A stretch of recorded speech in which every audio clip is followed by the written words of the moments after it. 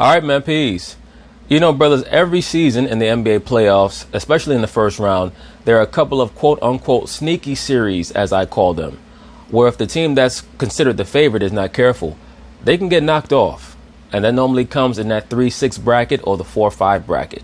Every once in a while, you have a 2 and a 7, where the 7 just might have a matchup that is going to hurt that number 2 seed, or the number 2 seed cannot nullify or offset. But for the most part, those sneaky series come in that 3-6 bracket or that 4-5. And in the Western Conference, that 4-5 matchup is going to be the Rockets and the Utah Jazz. Now, the Rockets played the Jazz last season, and it was a very competitive, I think that series went 5 games, but it was a very competitive 5-game series. And if I remember correctly, the Jazz were hampered by the fact that they did not have their point guard. So Donovan Mitchell had to play the point guard, and then his body started to break down later in the series.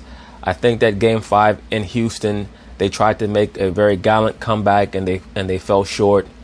It would not surprise me if this year the Jazz gave them a better run for their money. From what I understand, Joe Ingles is hampered, so that's certainly going to compromise their chances of winning the series. But you never know what might happen. As of right now, my pick is the Houston Rockets in 6 games. All right, let's move on to the 4-5 matchup between the Rockets and the Jazz.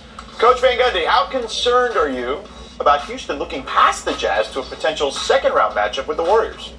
I don't think the Rockets are going to look past the Jazz. And even if they do after Game 1, they're going to lock right back in. The Rockets, I think, are very focused on winning a championship this year. Harden is in his prime. I believe he's 29, going on 30 years old. He knows that the moment is now. Chris Paul knows that his moment is definitely now. It's definitely now. He's still a great and very impactful player as a secondary player on a team. But you don't ever want Chris Paul put in a situation where he has to carry your squad. He just can't do that anymore at this point in his career. So they're going to be locked in. They're going to be loaded. And I think that the Rockets are going to be able to finish them off in 6 games. I don't think they probably are looking past the Jazz. If they are, major mistake. The Jazz have been playing great basketball. Second best team in the West, I think, going down the stretch here. It's going to be very interesting to see how well Chris Paul and James Harden are able to manipulate Rudy Gobert. We know that James Harden loves to play games with the opposing team center, especially when he has Capella in there, to see if he can pull Rudy Gobert out, run that screen and roll, and see if they can get Gobert out of position, either throw the lob or going for the layup. So that's going to be something to watch as well. Sure. And look, the Jazz, we know they're great defensively, but their offense has come on lately. Every game in that series, because of the Jazz's defense, will be a difficult game for the Rockets. We'll see. If that's the case, that's going to be a great prep for them. For the Jazz to win this series, Donovan Mitchell's going to have to average anywhere from 28 to 34 points a game, and he's going to have to shoot somewhere near 50% for them to have a chance to win the series. If he can do that, now he has the chance to start being considered one of the top 15 players in the NBA, maybe even top 10 players in the NBA.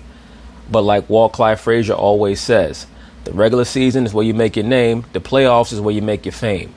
So if Donovan Mitchell wants his name mentioned amongst the elite in the NBA, these are the type of series that he's going to have to lead his team to a victory.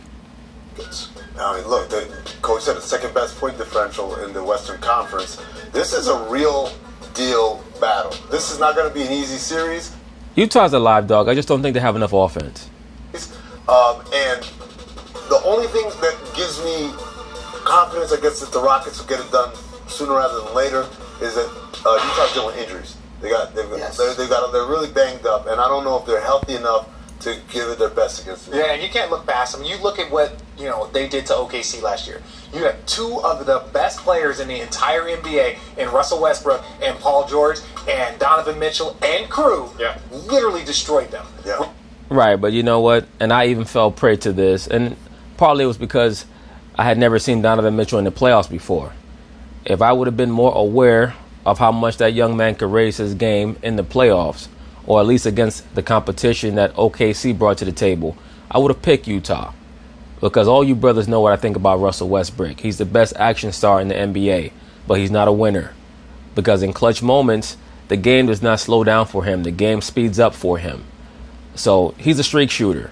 And when it comes to Paul George, the one thing that I will say about Paul George is I think that he's a better player this year than he's ever been at any point in his career.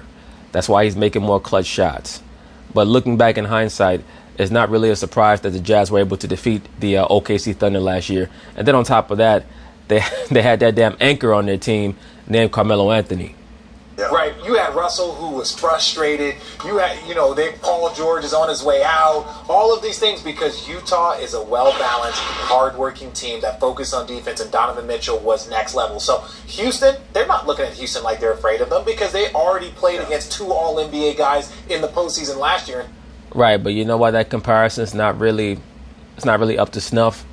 Because the Jazz actually got knocked out last year by the Rockets. So instead of us comparing what the Jazz did to the Thunder last year, let's talk about what the Rockets did to the Jazz last year, and if the Jazz are actually a better team and better equipped to face them this season.